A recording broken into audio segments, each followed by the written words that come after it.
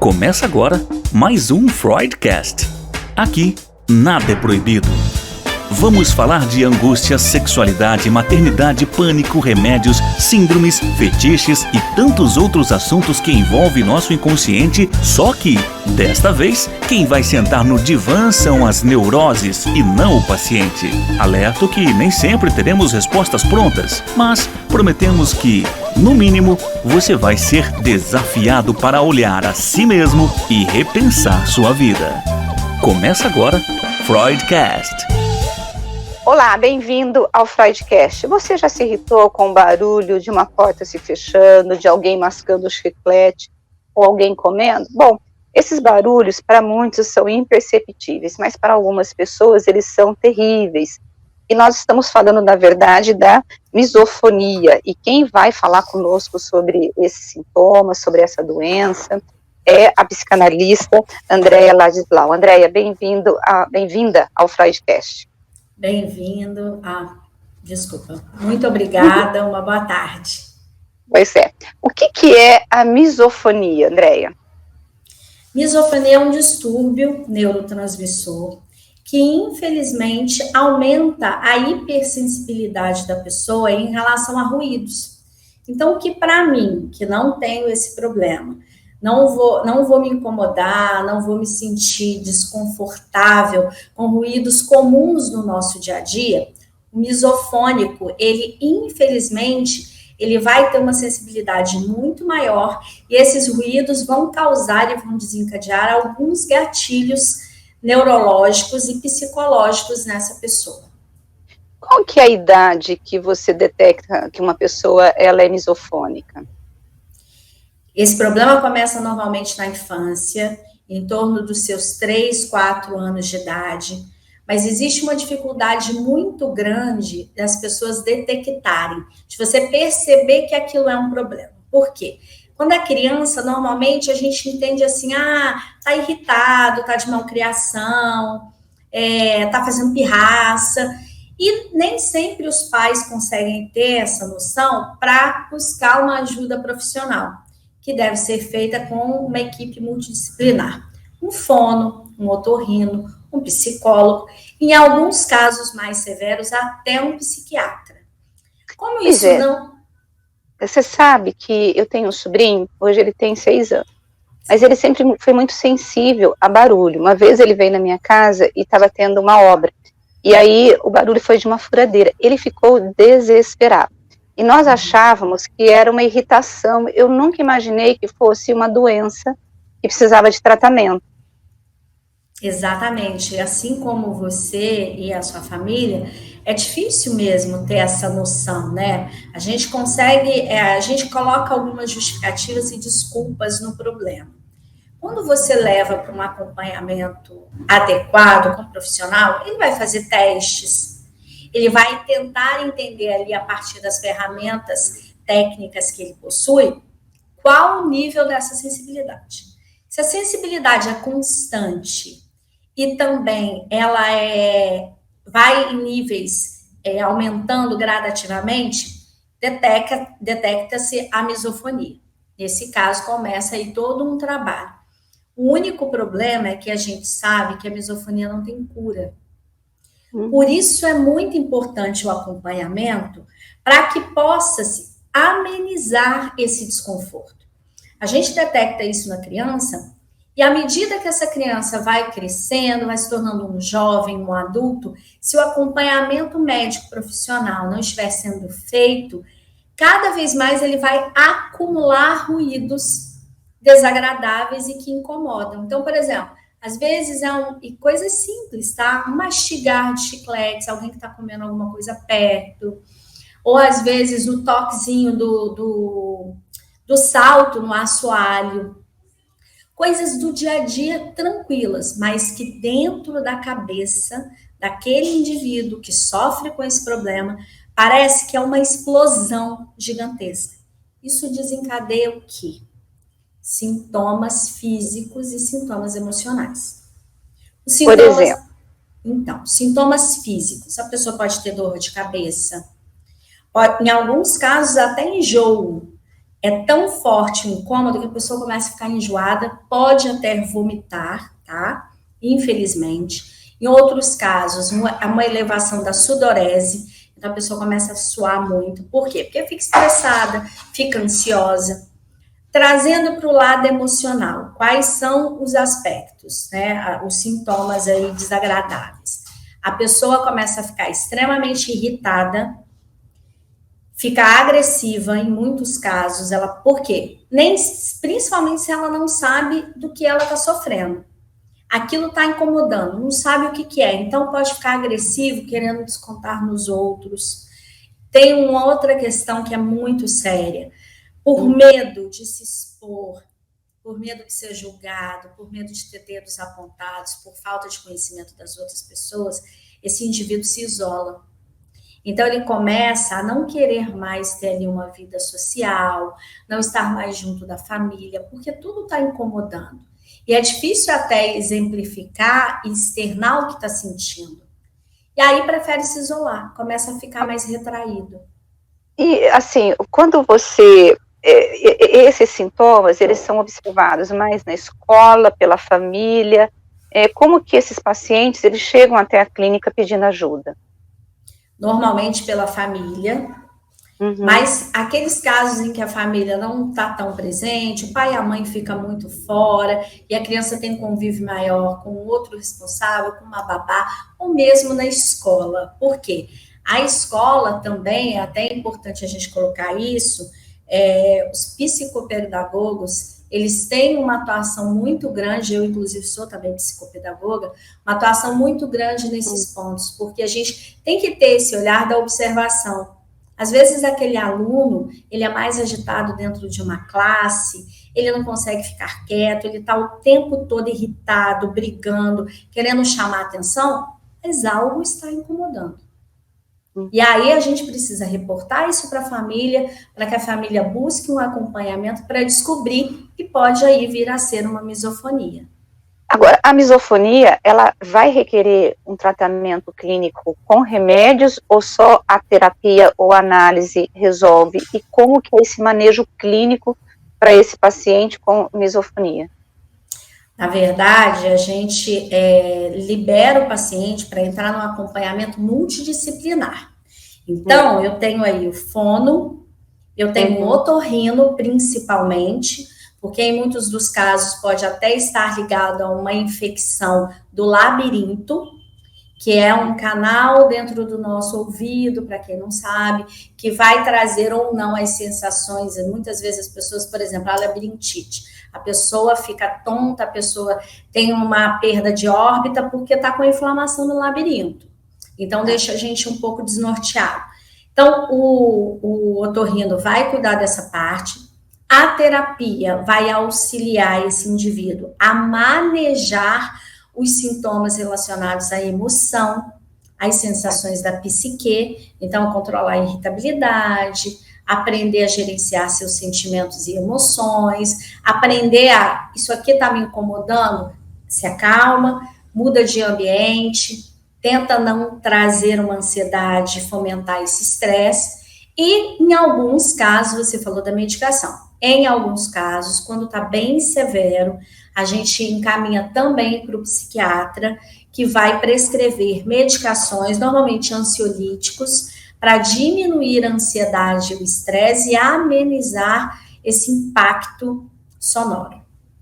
No caso da criança, como que é o manejo clínico para a criança? Porque para um adulto você consegue até fazer o manejo explicando, de repente ela está irritada, vai evitar esse ambiente, né? Sim. Mas para uma criança, como que é essa análise, essa sessão?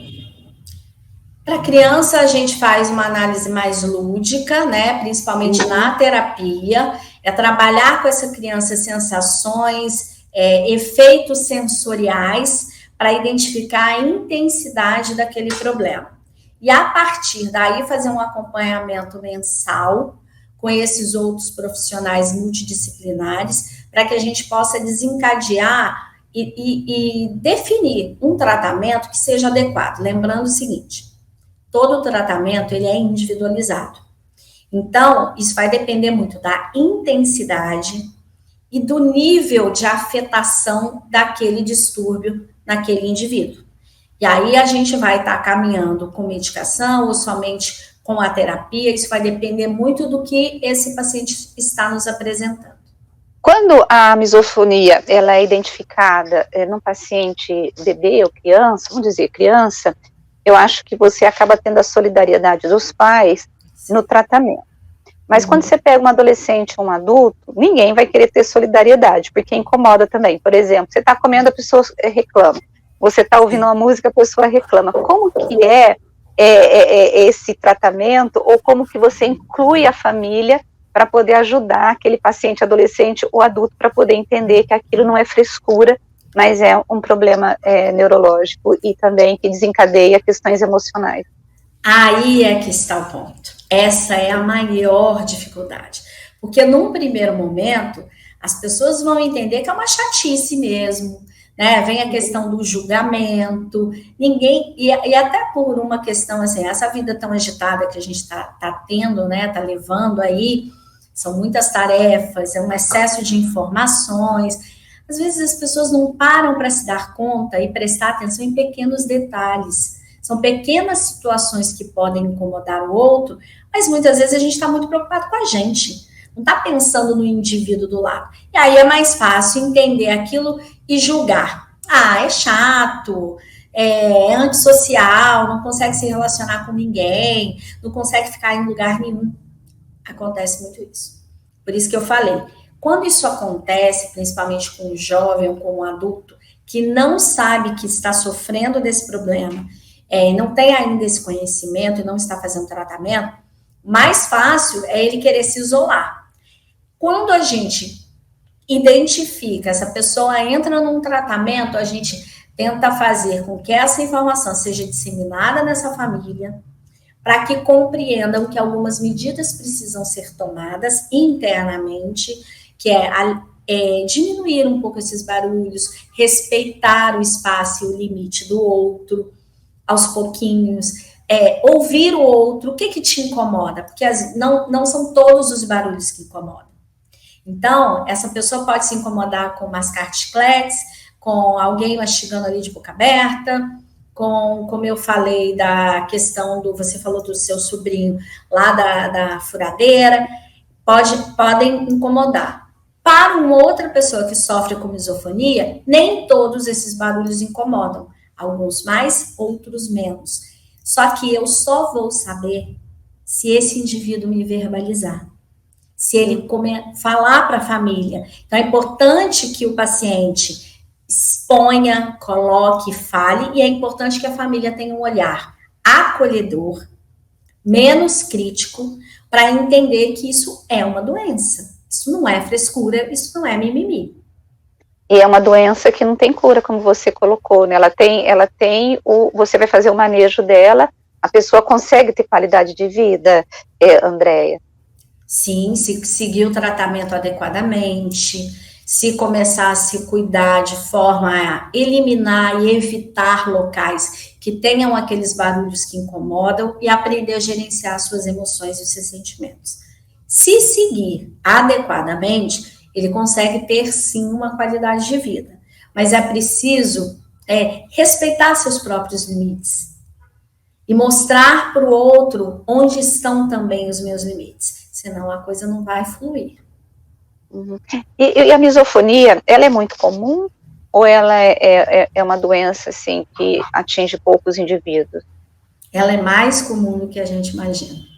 A grande questão é a falta de conhecimento. Pois a misofonia, recentemente eu fui ler sobre ela, entendeu? Uhum. Falei, gente, eu nunca tinha ouvido falar desse negócio. É a falta de conhecimento, porque a gente pega todas essas questões e joga dentro de um pacote de que aquele indivíduo é enjoado. Aquele indivíduo reclama de tudo. E às vezes você pode estar cuidando de uma depressão, e a depressão pode ser resultado do isolamento, porque ele tem misofonia, e aí você está tratando uma outra causa, sendo que a causa é outra, né? Pode, mas na verdade, a misofonia, ela é um tipo de transtorno neurológico, mas que pode também se associar, isso não é uma condição, tá, definitiva, mas pode se associar a outros problemas da psique. Por exemplo, a própria depressão, a própria ansiedade, a hiperatividade. Por quê? Se eu não tratei essa questão aqui, que está me incomodando, que me gera desconforto, aí eu vou ficar irritado, eu vou ficar estressado, eu vou me isolar das pessoas, aquilo ali vai desencadeando outros processos. Pode gerar até um pânico, se não for exatamente tratado. Você tem, assim, dicas de leitura para os pais sobre misofonia ou não? Assim, eu sei que eu estou perguntando de bate-pronto, eu não sei se você, porque se perguntar isso para mim, eu sou uma daquelas assim, eu tenho que pesquisar. Você tem alguma indicação de leitura para os pais? E até para o psicanalista, porque a gente tem esse podcast, ele é muito ouvido por psicanalistas, né? Você tem algum psicanalista, algum autor que trabalhou a misofonia, assim, com mais profundidade? Então, a gente tem a Melanie Klein. Melanie Klein, ela vem aí da escola freudiana. Então, como ela é muito voltada para as questões relacionadas à criança, e a gente identifica o surgimento da misofonia, principalmente nessa fase da vida, ela tem algumas falas relacionadas à misofonia, sim. Tem bastante livros dela, tá? Não específicos para misofonia, mas que trazem transtornos psicológicos em crianças, e ela destaca a misofonia em alguns momentos. Além disso, a própria Organização Mundial de Saúde, se você buscar na própria internet, dentro dos CIDs, você tem um amplo material que fala as causas, fala o tratamento, fala sobre os sintomas, e aí descreve bastante coisa sobre a misofonia. Tá certo. André, eu quero te agradecer. Não, mas antes de tudo, de terminar, eu queria que você falasse com esses pais, porque às vezes os pais ficam desesperados sem saber como lidar com isso, né? Qual que é a orientação que você daria para esses pais e responsáveis por crianças, adolescentes ou até adultos, né, que têm esse problema? A orientação que eu dou antes de julgar, e antes até de rotular, né, porque a gente tem essa mania de criar um rótulo e definir a pessoa, o que ela está sentindo, com aquilo que a gente entende que é o certo, busquem uma orientação profissional. Aí as pessoas podem falar assim, tá, mas quando é que eu sei se aquilo é um problema ou não é um problema? Então, você vai perceber a partir das incidências. Se é uma situação que está sendo constante, é uma intensidade grande, está passando do normal, você está percebendo que não é uma coisa tão simples, não é o normal do dia a dia, aquilo está incomodando sempre, seja que barulho que for, o que for, a pessoa está mudando o comportamento, está alterando o humor, inclusive altera o sono, altera até apetite, então tem vários sintomas associados. Percebeu, viu que alguma coisa está errada, levantou um sinalzinho vermelho? Não hesite. Busque ajuda, em primeiro lugar, um otorrino, que vai fazer todos os testes e vai identificar se ali tem uma misofonia ou não. E a partir daí, terapia, se for necessário, psiquiatra, para que possa trazer bem-estar e equilíbrio e uma vida mais saudável para essa pessoa. Tá certo. André, eu quero te agradecer por participar aqui do Freudcast. Muito obrigada, foi um prazer conversar com você. Obrigada a você, estou sempre às ordens, viu? Um beijo grande. Obrigada. Tchau. Eu quero agradecer você que ficou conosco, né, até esse momento. E olha, gente, olha que coisa, a gente precisa prestar atenção, porque às vezes a gente acha que é mimimi e é uma doença. Então, se você conhece alguém que sofre com isso, uma criança, um adolescente ou um adulto, conversa e faça isso que a Andréia colocou. Indique, né, e oriente para procurar ajuda profissional. E eu volto a semana que vem com mais um assunto e mais um psicanalista que tem tudo a ver com você e que precisa estar aqui justamente para poder falar de assuntos que possam trazer qualidade de vida para o seu dia a dia. Até a semana que vem. Um abraço.